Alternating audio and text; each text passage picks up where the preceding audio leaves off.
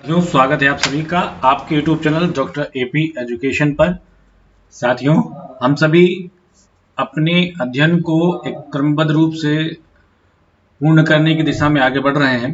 इसी श्रृंखला में हमने प्रीवियस ईयर क्वेश्चन पेपर और कंटेंट को साथ साथ पढ़ने का निर्णय लिया है। इसी श्रृंखला में आज हम लोग मोस्ट इम्पोर्टेंट क्वेश्चन के बारे में डिस्कस कर रहे हैं जो प्रीवियस एग्जाम्स में काफ़ी ज़्यादा पूछे गए हैं। दूसरा, इन प्रश्नों को लेने का उद्देश्य ये भी है कि कई बार हम पढ़ते समय अपने स्तर को इतना गहन कर देते हैं, उतने की आवश्यकता फिलहाल एग्जाम में नहीं होती। तो इन प्रश्नों के माध्यम से आप सभी ये समझ सकेंगे कि आपके तैयारी का स्तर क्या है और उसमें क्या सुधारने की आवश्यकता है। क्या हम बहुत डीप स्टडी के चक्कर में जो हमारे सामान्य प्रश्न हैं उनको हम कहीं नज़रअंदाज तो नहीं कर रहे। इसी दिशा में इन सब बातों को समझने के लिए ये प्रश्न आपके लिए सहयोगी होंगे, इसलिए ध्यान से इनको समझिए और अपनी तैयारी के स्वरूप को समझने का प्रयास करिए। चलिए पहला क्वेश्चन डिस्कस करते हैं।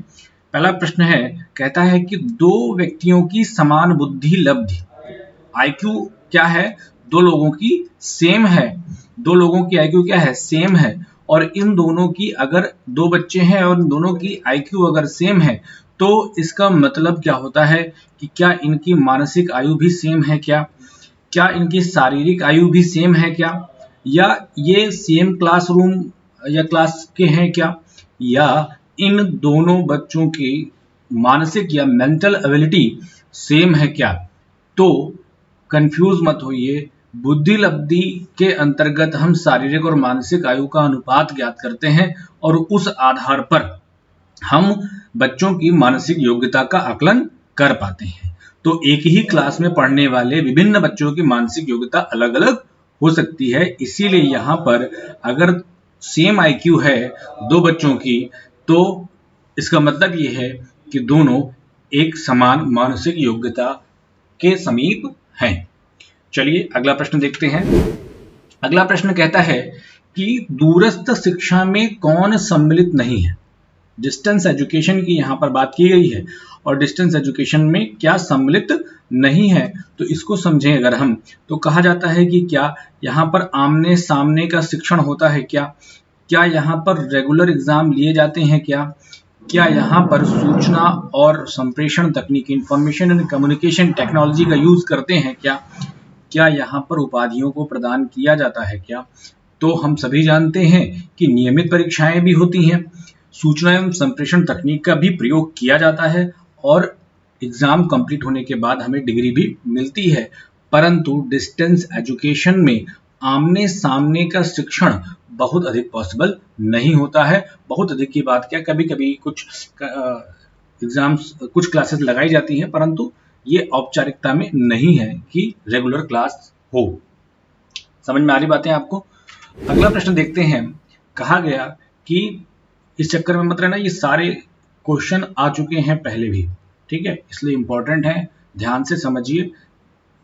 जितना भी समय लगता है इसको जल्दी से जल्दी हम लोग रिवीजन के रूप में कंप्लीट करते हैं।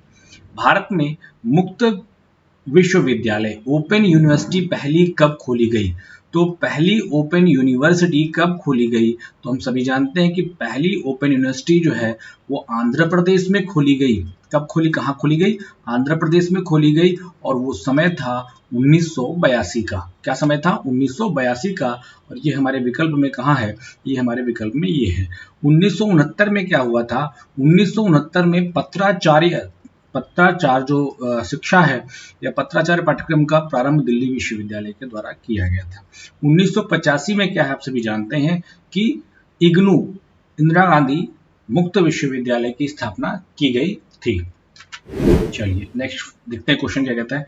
वर्तमान में शिक्षा संविधान की किस सूची में है, तो हम सभी जानते हैं कि संविधान में 3 सूचियों का वर्णन किया गया है। शक्तियों के विभाजन के लिए अनुच्छेद 224 है शायद, ठीक, ये भी प्रश्न आ चुका है। तो ये राज्य सूची में है क्या, पहले थी अब नहीं है। ये केंद्र सूची में है क्या, तो शिक्षा को समवर्ती सूची में रखा गया है।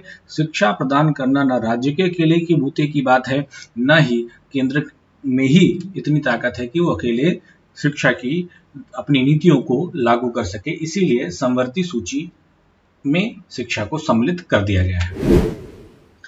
अगला प्रश्न है कि वर्धा शिक्षा सम्मेलन का आयोजन कब हुआ। तो वर्धा शिक्षा सम्मेलन का आयोजन कब हुआ है, तो हम सभी जानते हैं कि वर्धा शिक्षा सम्मेलन का आयोजन 1937 में किया गया था। कब किया गया था? 1937 में किया गया था। वर्धा के मारवाड़ी स्कूल में इसका आयोजन था और गांधी जी ने उसका सभापतित्व किया था, जहां पर इन्होंने बेसिक शिक्षा के कॉन्सेप्ट के बारे में सबसे पहले डिस्कशन किया और उसी आधार पर जो सम्मेलन में बात हुई थी, उसी सम्मेलन की शिक्षा के जो विचार थे उसको एक स्वरूप प्रदान करने के लिए जाकिर हुसैन समिति का गठन किया गया। ये भी प्रश्न काफी पूछा जाता है। नेक्स्ट क्वेश्चन देखते हैं। कह रहा है कि ब्लूम के द्वारा शिक्षा उद्देश्यों को कितने भागों में बांटा गया। तो ब्लूम टैक्सोनॉमी जो है वो ब्लूम टैक्सोनॉमी में क्या है, ब्लूम टैक्सोनॉमी में शिक्षा के उद्देश्यों को हम सभी जानते हैं कि 3 भागों में विभाजित किया गया। कितने भागों में विभाजित किया गया है? 3 भागों में। पहला कौन सा है? पहला हमारा कौन सा है? पहला हमारा ज्ञानात्मक है। दूसरा हमारा कौन सा है? दूसरा हमारा भावात्मक है। और तीसरा हमारा कौन सा है? तीसरा हमारा मनोगत्यात्मक है। ठीक है, कौन सा है? मनोगत्यात्मक है, और जिसे कई बार क्रियात्मक भी लोग कह देते हैं। ठीक, ज्ञान प्राप्त करिए, ज्ञान के प्रति आपका जुड़ाव हो और उस ज्ञान को आने वाले समय में आप उपयोग कर पाइए। फिलहाल ब्लूम की टैक्सोनॉमी को 3 भागों में बांटा गया, फिर इनको अलग कई भागों में विभाजित किया गया है, इनको कई भागों में विभाजित किया गया है, इनको कई भागों में विभाजित किया गया है। ब्लूम टैक्सोनॉमी पर मैंने आपको पढ़ाया हुआ है और भी इसका मैं एक अपडेटेड लेक्चर भी अपलोड करने वाला हूं, जिसमें आपको जो वर्तमान में जो एग्जाम में क्वेश्चन नेट में या कंपटीशन एग्जाम में पूछे जा रहे हैं ब्लूम टैक्सोनॉमी से रिलेटेड, उसके बारे में मैं आपको डिटेल में डिस्कस करूंगा। अभी सिर्फ इतना समझो कि ब्लूम ने शिक्षा उद्देश्यों को 3 क्षेत्रों में विभाजित कर रखा है।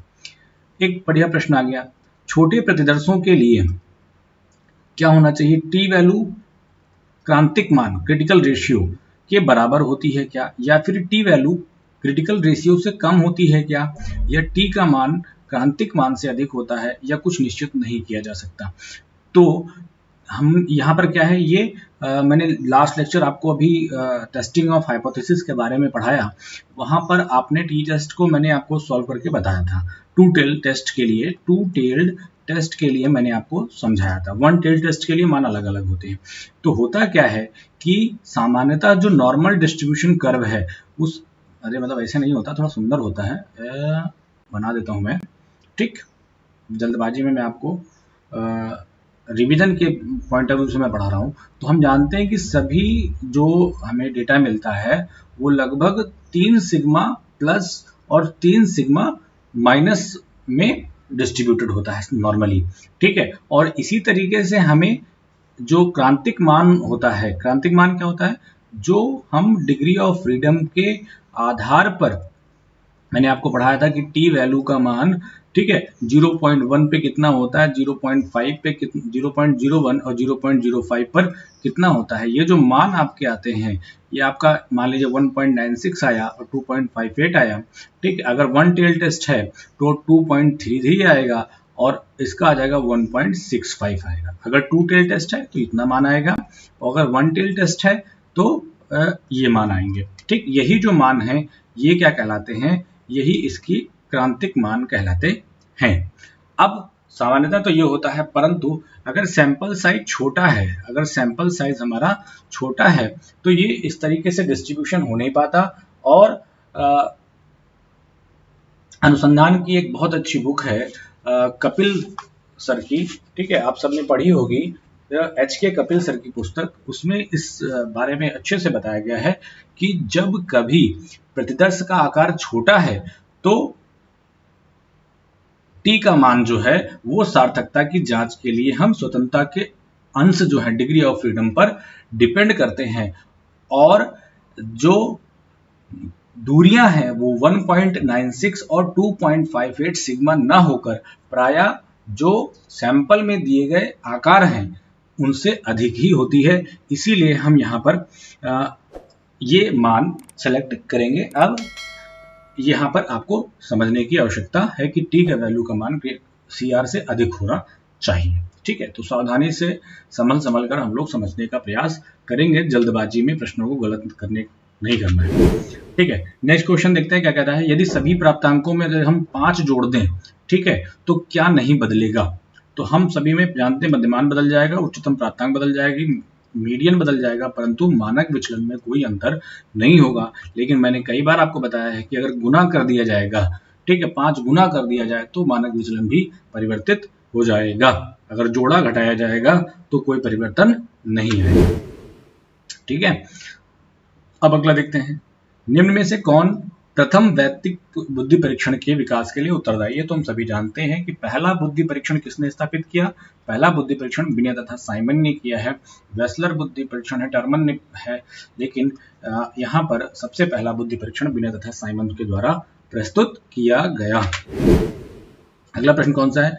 निम्न में से कौन विश्वसनीयता मापन की एक विधि है? विश्वसनीयता मापन की एक विधि, ठीक है, रिलायबिलिटी के लिए मैंने आपको पढ़ाया हुआ है, रिलायबिलिटी और रिलायबिलिटी टेस्ट के लिए टेस्ट भी बनाए गए हैं। ठीक है, तो टेस्ट, रीटेस्ट, CR, विषय वस्तु या प्रत्यक्ष मूल, तो हम सभी जानते हैं 4 जो हैं, ठीक है, परीक्षण, पुनः परीक्षण, टेस्ट, रीटेस्ट, समतुल्य परीक्षण, ठीक है, ये सारी चीजें हमने पढ़ रखी है। तो इनमें से जो आपका विकल्प सही है वो है परीक्षण, पुनः परीक्षण, टेस्ट, रीटेस्ट।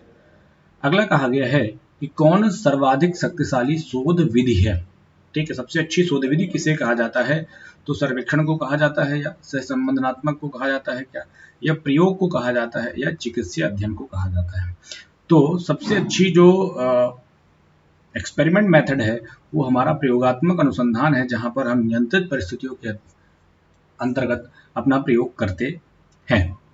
साथियों, आपको पता है कि ये चैनल पूरी तरीके से एजुकेशन सब्जेक्ट के टोटल जितना भी कहीं पर भी अगर शिक्षा शास्त्र विषय कहीं पर भी किसी भी परीक्षा में पूछा जाता है तो वहाँ के लिए उपयोगी है। इसीलिए आप इस चैनल से जुड़ सकते हैं और जुड़िए और आपको इससे लाभ जरूर होगा। ठीक है, बहुत ठीक। अगला क्वेश्चन देखते हैं। सरकारी नौकरियों में वर्तमान विकलांग व्यक्तियों के लिए कितना आरक्षण है? ठीक है, तो जो नया RPWD एक्ट आया है, नया RPWD एक्ट आया है 2016, उस पर मैंने शायद इसका वर्णन कर रखा है। ठीक है, तो यहाँ पर जो शायद 4% की बात अब की जा रही है। ठीक, तो यहाँ पर 2% या 3% की बात यहाँ पर कही गई है, थोड़ा सा डाउट हो गया है मुझे। ठीक है, यहाँ पर सरकारी नौकरियों में विकलांग व्यक्तियों के लिए लगभग 2% आरक्षण की बात कही गई है। ठीक है, लेकिन ये अब वर्तमान में बढ़ा दिया गया है। ठीक है, चलो इसको मैं आपको बता भी दूंगा बाद में। अगर आप किसी प्रक्षेपीय तकनीकी का उपयोग करना, पहला ठीक है, हाँ, अगर आप किसी प्रोजेक्टिव मेथड का उपयोग करना चाहते हैं तो निम्न में से आप किसका प्रयोग करेंगे?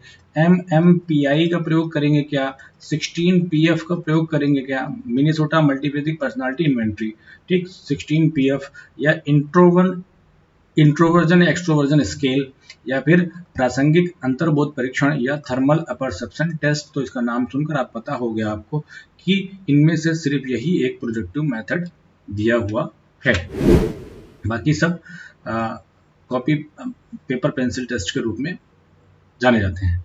अगला कहा गया है कौन भिन्न है? इनमें से कौन भिन्न है? तो विश्वसनीयता, रिलायबिलिटी, सैंपल, वैधता, या फिर मानक।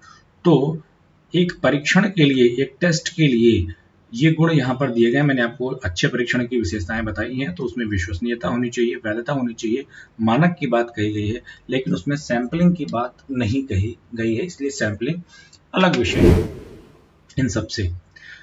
एक वैज्ञानिक व्याख्या जो भलीभांति परीक्षण होने तक अस्थायी रहती है, जो जिसका टेस्ट करने तक वो क्या है, वो अस्थायी रहती है, टेम्परेरी रहती है, परीक्षणीय रहती है, कल्पनीय हो रहती है, तो उसे हम क्या कहते हैं? आपको शायद समझ में आ गया होगा, उसे क्या कहा जाता है? उसे हम हाइपोथेसिस या परिकल्पना कहते हैं।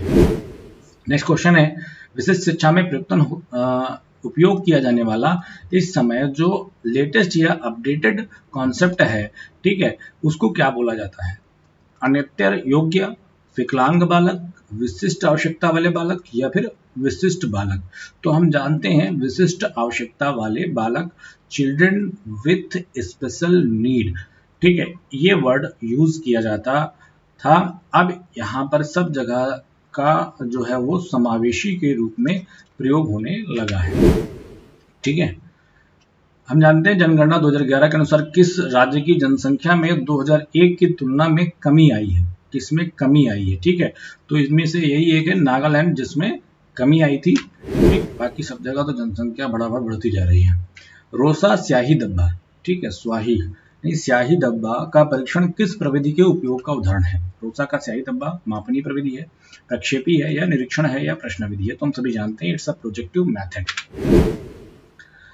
राइस ने, ठीक है, बिने परीक्षण का अनुकूलन किस देश की परिस्थितियों के अनुकूल किया? तो हम सभी जानते हैं कि पहला बुद्धि परीक्षण बिने तथा साइमन द्वारा प्रस्तुत किया गया, और बिने साइमन के बुद्धि परीक्षण इतना पॉपुलर हुआ कि लगभग सभी देश के लोगों ने अपने अपने देश की परिस्थितियों के अनुसार इसका उपयोग करना शुरू किया। स्टैनफोर्ड बिने हमने पढ़ा कि टर्मन ने अपने अमेरिका के अकॉर्डिंग किया। ठीक, इसी श्रृंखला में एक थे जे.एस. राइस महोदय, ठीक है, जे.एस. राइस महोदय, इन्होंने क्या किया, इसका पर जो अध्ययन था वो भारत की परिस्थितियों के अनुकूल किया। ठीक, कौन सा थॉर्नडाइक द्वारा प्रस्तावित अधिगम का गौड़ नियम नहीं है? तो हम सभी जानते हैं कि 3 नियम प्रमुख हैं और 5 गौड़ नियम हैं, ठीक है, जिसमें बहु अनुक्रिया का नियम है, ठीक है, सकारात्मक मनोवृत्ति का नियम है, सदस्यता का नियम है, परंतु संबद्धता के नियम की बात नहीं कही गई है। ठीक है, साचर स्थानांतरण की बात कही गई है, लेकिन संबद्धता की बात नहीं कही गई। ठीक है, चलिए, तत्व प्रबलता ऐसे 5 है ना। ठीक, चलिए नेक्स्ट क्वेश्चन देखते हैं। अधिगम में प्रयास व त्रुटि सिद्धांत को किसने प्रस्तुत किया? तो जानते हैं, अब सिंपल सा प्रश्न है, सभी लोग जानते होंगे कि ट्रायल एंड एरर थ्योरी किसकी है, वो थॉर्नडाइक की थ्योरी है। नेक्स्ट क्वेश्चन है, बुद्धि की संरचना में कौन सा एक आयाम नहीं है? ऐसा प्रश्न पूछा जाता है, बहुत अच्छा। ठीक, तो बुद्धि का संरचना सिद्धांत गिलफोर्ड के द्वारा प्रस्तुत किया गया है। किसके द्वारा? गिलफोर्ड के द्वारा प्रस्तुत किया गया, और इसमें कंटेंट है, कंटेंट है कि नहीं है? कंटेंट है, ठीक है, प्रोसेस है, प्रोसेस है, ठीक है, प्रोडक्ट है, प्रोडक्ट है, परंतु संदर्भ रेफरेंस की कोई बात नहीं कही गई है। स्पीयरमैन का सिद्धांत मानता है कि बुद्धि में, पिछली बार पीजीटी के एग्जाम में ये क्वेश्चन पूछा गया है, ठीक है, और इसीलिए previous year question paper solve करना अच्छा होता है। एक सामान्य, एक विशिष्ट कारक, ठीक है, तो स्पीयरमैन ने सामान्य और विशिष्ट कारकों में बुद्धि का विभाजन किया हुआ है, लेकिन ध्यान रखिए थोड़ा सा, अभी मैं एक बात आपको बताता हूँ, सामान्य और विशिष्ट कारकों में विभाजित किया है, ठीक है, परंतु अगर आप इसका एक वो देखते हैं, फिगर देखते हैं, जब वो बना आपने देखा होगा, तो यहाँ पर जी कारक है और कई सारे एस कारकों की यहाँ पर बात कही जाती है, ठीक है, इसीलिए यहाँ पर जी है, S1 है, S2 है, ऐसे आपने देखा था अपनी बुक में पढ़ते समय, ठीक है, कि व्यक्ति में एक सामान्य कारक होता है और कई सारे उसके विशिष्ट कारक उसमें उपस्थित होते हैं, ठीक है, इसलिए ध्यान रखा करिए थोड़ा सा। निम्नलिखित में से किस आवश्यकता को मैस्लो द्वारा, ठीक, मैस्लो का आवश्यकता पदानुक्रम सिद्धांत है, जिसे नहीं बताया गया, अपने 5 जो उन्होंने आवश्यकताएं बताई हैं, ठीक, उसमें से कौन सा नहीं बताया? सुरक्षा बताई है, शरीर क्रियात्मक बताया है, आत्मसम्मान बताया है, परंतु आत्म अभिव्यक्ति की चर्चा उन 5 आवश्यकताओं में नहीं की गई है। अगला प्रश्न है, निम्न में से कौन सृजनात्मकता का एक कारक नहीं है? तो सृजनात्मकता के कारकों को मैंने आपको पढ़ाया है, ठीक है, जिसके अंतर्गत समस्या हमने पढ़ा है, फ्लुएंसी, फ्लेक्सिबिलिटी, ठीक है, क्या पढ़ा है आपको? पढ़ाया ना मैंने, फ्लुएंसी पढ़ाया, ऑफलाइन क्लासेस में भी पढ़ाया फ्लुएंसी, ठीक है, फ्लेक्सिबिलिटी आपको मैंने पढ़ाया ना पढ़ाया, ठीक है, फ्लेक्सिबिलिटी, और आपको मैंने ओरिजिनलिटी पढ़ाया ना, ठीक है, लेकिन यहाँ पर इनके कारकों में समस्या समाधान नहीं है। सृजनात्मकता समस्या समाधान से संबंधित जरूर है, परंतु उसका वो फैक्टर नहीं है। ठीक, अगला क्वेश्चन है कि टर्मन ने कहा कि बुद्धि किस चीज की योग्यता है, इनकी परिभाषा है। तो मैंने आपको बुद्धि पढ़ाते समय परिभाषाओं को याद करने का एक तरीका भी बताया था उसमें मैंने आपको बताया था कि टर्मन की परिभाषा है तो उसको कैसे अर्थपूर्ण चिंतन, सृजनात्मक, अमूर्त या स्वप्रेरित। तो आप कहते हैं टर्मन, है ना, टर्मन। तो मन जो है वो कहाँ चला गया, टर गया, यानी एक जगह से अलग चला गया। तो कब टर जाता है, तो जब हम कोई वो चीज जो हमारे सामने नहीं होती, ठीक है, जो चीज हमारे सामने उपस्थित नहीं होती उसके बारे में अगर हम ध्यान कर रहे होते हैं तो बार बार हमारा मन जो है उससे हट जाता है, ठीक है, और जो सामने बैठा है उसके बारे में उस चीज पर हमारा ध्यान ज्यादा आकर्षित होता रहता है, ठीक। तो जो चीज हमारे सामने नहीं है उसको हम क्या बोलते हैं, उसको हम अमूर्त बोलते हैं, ठीक है, क्या बोलते हैं, अमूर्त। तो ध्यान रखिएगा, टर गया मन किससे, जब चीज सामने नहीं थी। तो बुद्धि अमूर्त चिंतन की योग्यता है, ठीक है, किसकी है, अमूर्त चिंतन की योग्यता है। प्रधान मानसिक योग्यताएं संबंधित हैं, किससे संबंधित है, वेस्लर से, कैटल से, टर्मन से या थर्स्टन से। तो प्रधान मानसिक योग्यताओं का उल्लेख किसके द्वारा किया गया है, थर्स्टन के द्वारा किया गया है। प्राइमरी मेंटल एबिलिटी और 7 प्रकार की प्रधान मानसिक योग्यताओं का उल्लेख थर्स्टन महोदय ने किया। अगला क्वेश्चन देखते हैं। इवान पी पावलोव निम्न पर शोध के लिए प्रसिद्ध हैं, किस पर शोध के लिए, शिक्षण यंत्र पर, अनुकूलन के लिए, पश्चगामी अनुबंधन के लिए या फिर परंपरागत शास्त्रीय अनुबंधन के लिए। तो हम जानते हैं कि परंपरागत शास्त्रीय अनुबंधन के लिए पावलोव साहब जो प्रसिद्ध हैं। पहली मनोवैज्ञानिक प्रयोगशाला किसने स्थापित की है, तो पहली मनोवैज्ञानिक प्रयोगशाला आप सभी जानते हैं कि विलियम वुंट द्वारा, किसके द्वारा, विलियम वुंट द्वारा 1879 में, ठीक है, कहाँ, लिप्जिंग शहर में स्थापित की गई, ठीक है, लिप्जिंग शहर में स्थापित की गई, जर्मनी के लिप्जिंग शहर में। तो यह है विलियम वुंट। अगला क्वेश्चन है कि शिक्षा मनोविज्ञान निम्न से संबंधित है, किससे, शिक्षा प्रक्रिया से, शिक्षकों की भूमिका से, शिक्षण की विधियों से या शैक्षिक शोध से। तो शिक्षा मनोविज्ञान शैक्षिक प्रक्रिया के लिए एक वरदान है, एक बैकबोन है जो शिक्षा की प्रक्रिया से संबंधित है। तो ये आज के कुछ क्वेश्चन है जिनको हम लोगों ने डिस्कस किया। चैनल के साथ बने रहिए, आपको यहाँ पर आपके सिलेबस से संबंधित कंटेंट पूरी तरीके से मिलते रहेंगे। तो पढ़िए, स्वस्थ रहिए, बाकी आगे बातें हम लोग अगले लेक्चर में करेंगे।